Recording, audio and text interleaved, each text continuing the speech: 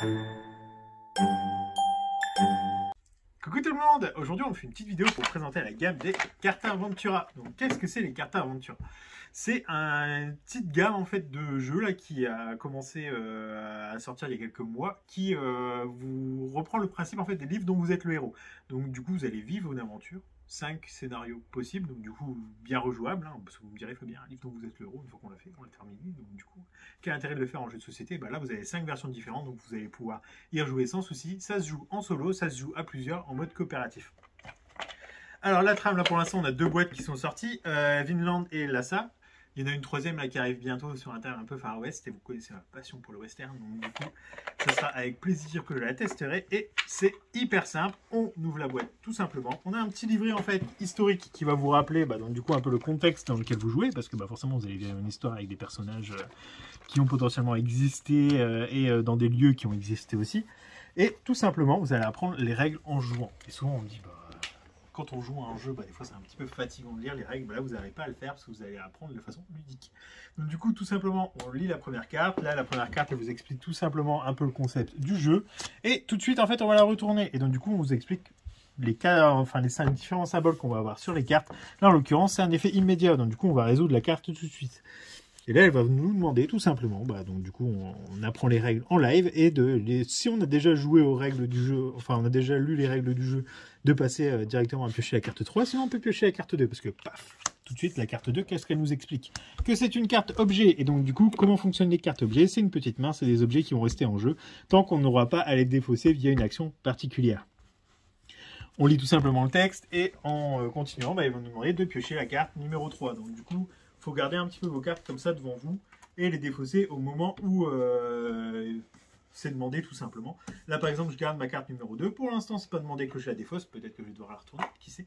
Et donc du coup je vais tirer en fait la carte numéro 3. L'effet de la carte numéro 3, qu'est-ce qu'elle me dit? C'est un objet, j'ai la petite main ici, ça me dit quel personnage je suis dans l'aventure, et ça me dit aussi surtout de piocher la carte 4. Carte 4, donc du coup qui est immédiate, qui va me donner un petit peu tout le lore du jeu. Je ne vais pas vous le lire, je vais vous laisser le plaisir de le découvrir quand vous aurez l'occasion de faire une partie. Et donc du coup, tout simplement, arrivé à la fin, on me dit de piocher carte 5, 6, 7 et de retourner la carte 4. Ça tombe bien, la carte 4, je l'ai ici, je la retourne tout simplement. Je vais piocher mes cartes 5, 6, 7, c'est des divinités en fait qui vont pouvoir me soutenir lors de mon voyage. Et donc du coup, il me demande de choisir, là, je vous fais le début, vous inquiétez pas, je vais pas tout faire, sinon vous allez plus avoir de plaisir. Mais de prendre, en fait, de retourner une carte de divinité qui va être un soutien en fait pour une faveur pour la suite de l'histoire. Ça me demande de piocher la carte 8, qui va être tout simplement un lieu. On commence en Islande, et là l'aventure peut démarrer.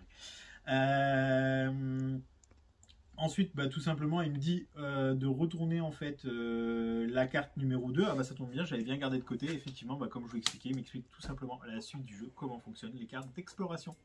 Donc du coup, là, une carte lieu, on va me dire par rapport à la rose des vents en fait, qu'il va y avoir ici, que la carte numéro 9 doit être à droite, la carte numéro 11 à gauche, la carte numéro 10 en bas. Donc je positionne tout simplement les cartes suivantes ici dans l'ordre. Et donc du coup, quand il y a les petits symboles en fait comme ça, c'est ce qu'il explique. Là, les cartes actions, on va résoudre les actions dans l'ordre qu'on veut. Donc c'est là où je vous dis qu'il y a quand même une grosse rejouabilité, c'est que peut-être je vais partir par là, faire des choix, et ces choix vont entraîner des poses de cartes, parce qu'à chaque fois en fait, va me dire si tu choisis ça, va piocher tel numéro de carte, mais si je choisis l'autre option, c'est une autre carte que je vais choisir, donc je vais pas sortir les cartes dans le même ordre. C'est vraiment super intéressant, très immersif. On met une petite musique de fond avec par exemple un petit air de brise marine pour cette version là, et perso on s'y prend. Oh, merci Fabien pour cette magnifique boîte. Que ce soit solo, perso, moi je m'y suis pris à fond. Je pense qu'entre amis, c'est le côté coopératif, ça va créer des débats, on va faire un petit peu des choix, donc c'est vraiment très très cool. Une fois qu'on a fini, comme je vous l'ai dit, facilement rejouable, mais même c'est une petite boîte, ça s'emmène partout, on peut jouer pour partir en vacances ou autre, et ça peut se prêter aussi facilement à des amis qui vont tester. Peut-être donc du coup vous avez pris Vinland parce que vous adorez les Vikings, vous la faites, vous la prêtez à un ami qui va acheter la boîte de Lhasa, qui va vous la passer ensuite, et c'est un système de collection un petit peu qui va arriver, il y en aura plusieurs, parce que la gamme cartonne. Voilà, du coup c'est les cartes Aventura, quand même un petit jeu très sympathique, donc du coup de 1 à 6 joueurs, à partir de 10 ans, il compte 1 heure pour une partie en moyenne, un jeu que nous vous recommandons donc fortement. Bisous à vous!